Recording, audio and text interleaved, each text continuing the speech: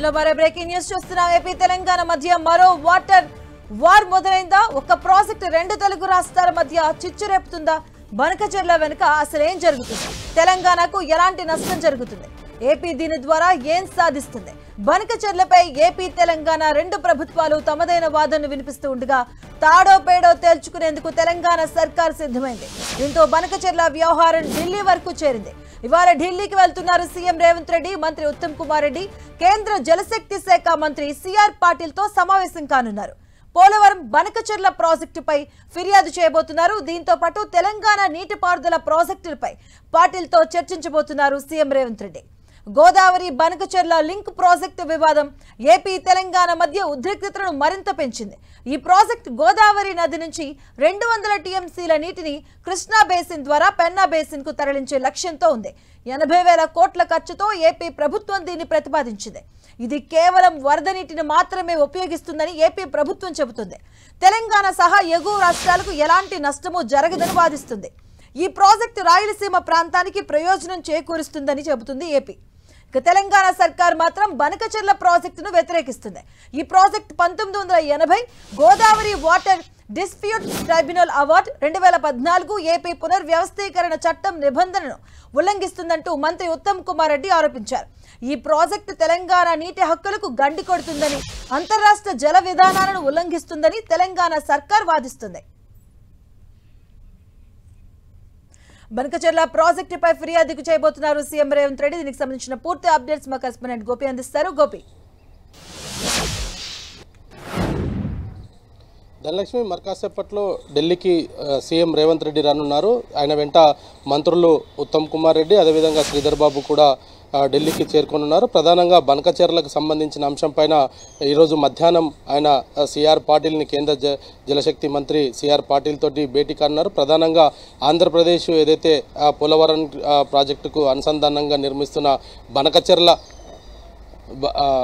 బనకచెర్ల ప్రాజెక్టుకు సంబంధించి కూడా ఇటు ఏపీ తెలంగాణ రెండు రాష్ట్రాల మధ్య కూడా కొంత ఉధృత వాతావరణాన్ని నెలకొల్పిందని చెప్పొచ్చు. అంతర్రాష్ట్ర నీళ్ల ఒప్పందాన్ని ఉల్లంఘిస్తుందంటూ కూడా ఇప్పటికే తెలంగాణ రాష్ట్ర ప్రభుత్వం ఆరోపిస్తున్న పరిస్థితి ఉంది. అయితే బనకచెర్ల ప్రాజెక్టు కేవలం సముద్రంలో కలిసే నీటిని మాత్రమే వినియోగించుకుంటున్నాము. అదేవిధంగా కరువు ప్రాంతమైన రాయలసీమను సస్యశ్యామలం చేసే ఈ ప్రాజెక్టు పైన తెలంగాణ అనవసరమైన అభ్యంతరం తెలియజేస్తుందంటూ కూడా ఆంధ్రప్రదేశ్ ప్రభుత్వం చెప్తుంది. అయితే రెండు రాష్ట్రాల విభజన సమయంలో విభజన చట్టంలో కూడా కొన్ని కీలక అంశాలను కూడా చేర్చడం జరిగింది. వాటన్నిటిని కూడా ఆంధ్రప్రదేశ్ ప్రభుత్వం ఉల్లంఘిస్తుందంటూ కూడా తెలంగాణ ప్రభుత్వం సిఆర్ పాటిల్కు సీఎం వివరించనున్నారు. ఏ విధంగా ఇటు పోలవరం ప్రాజెక్టుకు అనుసంధానంగా ఈ బనకచెర్ల ప్రాజెక్టు తెలంగాణ నీటి వాటాను ఏ విధంగా గండి కొడుతుందన్న అంశం పైన కూడా ఆయన కేంద్ర జలశక్తి మంత్రికి పూర్తి స్థాయిలో వివరణ ఇవ్వనున్నారు. అదేవిధంగా రాష్ట్రంలో ఇంకా కొన్ని పెండింగ్ ప్రాజెక్ట్స్కి సంబంధించి కూడా సిఆర్ పాటిల్ తోటి చర్చించే అవకాశాలు అయితే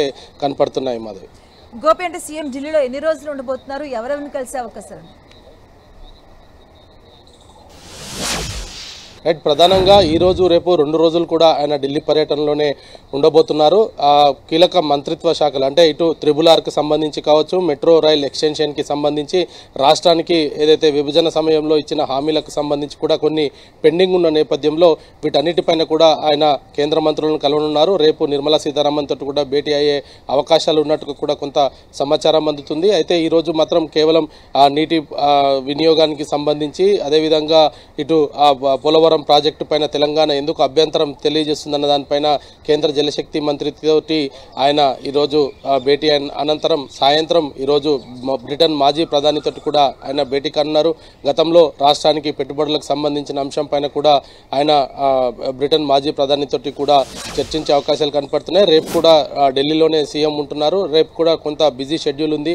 మిగతా అంశాలు అంటే ఇటు రాష్ట్రంలో డెవలప్మెంట్కి సంబంధించి కాడి మూసీ నది ప్రాజెక్టుకు సంబంధించి కావచ్చు, అదేవిధంగా త్రిబుల్-ఆర్ మెట్రో రైల్ ఎక్స్టెన్షన్కి సంబంధించిన నిధుల విషయంలో కూడా ఆయన కేంద్ర మంత్రులను కలిసి కొంత రిప్రజెంటేషన్ ఇవ్వనున్నారు. అదేవిధంగా రాష్ట్రానికి రావాల్సిన నిధులకు సంబంధించి కూడా ఆయన కేంద్ర మంత్రుల వద్ద ప్రస్తావన తీసుకువచ్చే అవకాశాలు కనపడుతున్నాయి. ఈరోజు సిఆర్ పాటిల్ తోటి కూడా మిగతా ప్రాజెక్ట్స్ కొన్ని తెలంగాణలో ఇంకా పెండింగ్లో ఉన్న ప్రాజెక్ట్స్కి క్లియరెన్స్ ఇవ్వడానికి, అదేవిధంగా ఆంధ్రప్రదేశ్లో ఏదైతే అక్రమ నిర్మాణం ప్రాజెక్టు పోలవరము దాని అనుసంధానంగా బనకచెర్ల నిర్మిస్తున్నారో వాటికి సంబంధించిన అభ్యంతరాలు శుభాకాంక్షలను తెలుపుతూ కూడా ఇటు సీఎం అదేవిధంగా మంత్రి ఉత్తమ్ కుమార్ కూడా సిఆర్ పాటిల్ తోటి భేటీ కానున్నారు. రేపు కూడా ఆయన ఢిల్లీలోనే ఉంటారు. Right, thank you Gopi.